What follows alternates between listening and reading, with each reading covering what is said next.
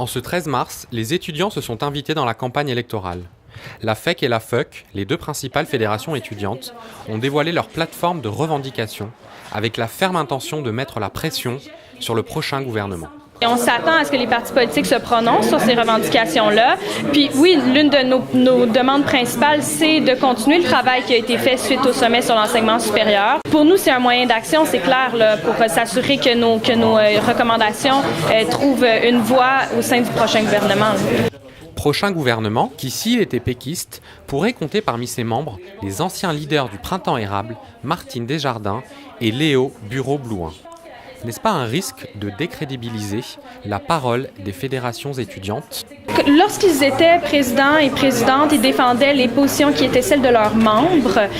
Ces positions-là sont toujours défendues au sein des instances tant de la FEC et de la FEUC. Donc le mouvement étudiant ne part pas de son essence. Le risque d'une démobilisation du vote étudiant est pourtant là.